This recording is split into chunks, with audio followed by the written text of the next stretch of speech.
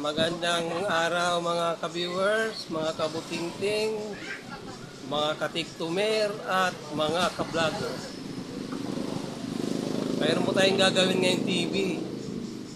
Ang kaso, ang problema, budget meal lang ang gusto ng may-ari. Pwede naman yun. Budget meal din ang gawa.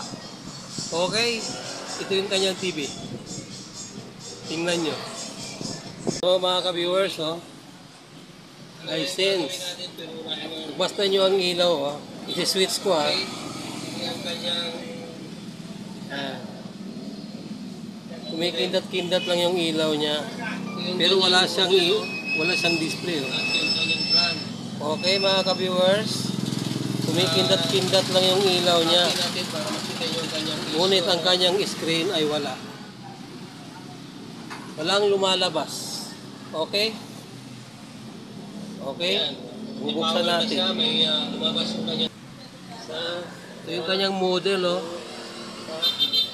Okay mga ka-viewers, ito yung kanyang model. 50 inches. Okay, bubuksan natin. Kanyang loob, Ito yung kanyang loob. Ito yung kanyang power supply, T-con, at motherboard. Okay mga ka-viewers, unang step na gagawin natin, wala naman tayong nakikita kakaiba sa kanyang mga pyesa.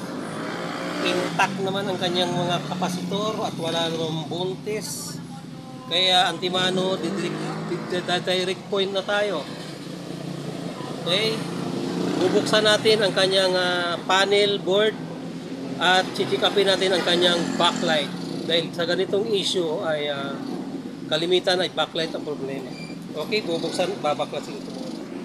Ito, nabuksan ko na ang loob ng ginagawa natin.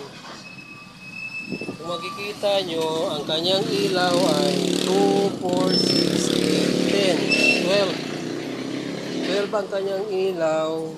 Tapos isa, dalawa, tatlo, apat. 12 times 4, 48 ang ilaw.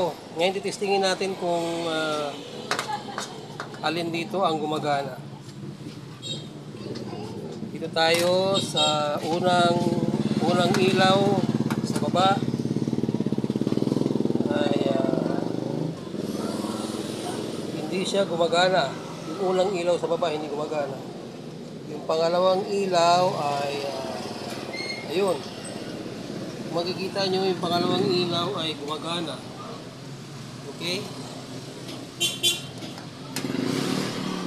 Gumagana siya, Okay, gumagana ang pangalawang ilaw.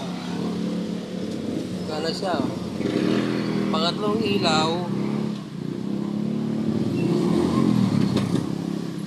ay gumagana din.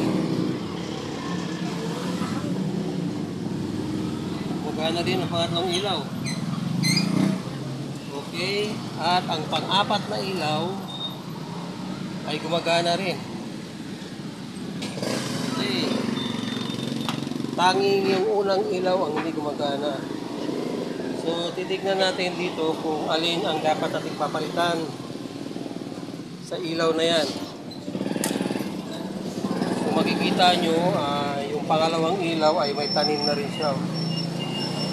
Ngayon, ito, titignan natin kung alin ang may pundi dito. Kasi hindi siya gumagana. Okay? I-check-upin ko muna.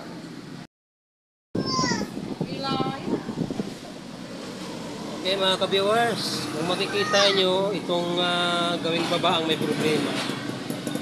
Ito, makita nyo, ito yung pundido, pinalitan natin. Okay, i-plug in natin nang malaman natin kung magiging okay na ba. Yan, plug in. Kung makikita nyo ang kanyang ilaw ay naka-standby.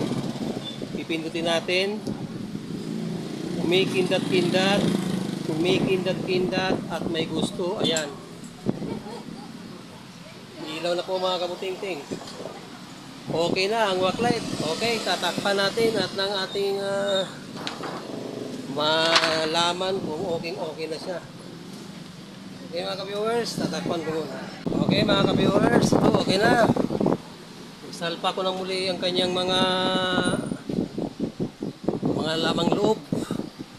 Okay, plug in natin. Malaman natin ng magiging okay na ba ang ginagawa natin. Ayun, naka-standby na siya. Pindutin natin. Yun, pinindot na at yun. Makikita nyo ay lumabas na. Okay mga ka-viewers, gumagana na ang TV na ating ginagawa. Okay, ganun lang kadali ang gumawa ng TV mga ka-viewers. Basta alam mo kung paano mo gagawin, ay magagawa mo.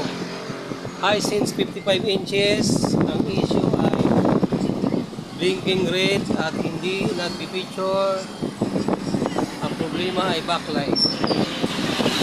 Sa mga nagsasabi kung paano natin ginawa yung backlight ay pinalitan natin yung pundido. Hindi na natin pinalitan lahat dahil ang budget ng may-ari ay budget meal. Alam niyo naman pag budget meal ang mga ka-viewers, mababa masyado yun. Eh, sa halip na kumita tayo, baka mag-apuno tayo sa dami ng ilaw. 48 pirasong ilaw, kung papalitan mo lahat ng bago yan eh. Baka yung budget meal na ibabayad ng may-ari eh, kulang pa. Kaya kung alin lang yung pundido, yan lang yung ginawa natin para mapagana pa natin siya. Ayan na siya. Okay na siya. Hanggang dito na lamang at maraming salamat sa inyong panonood. Goodbye.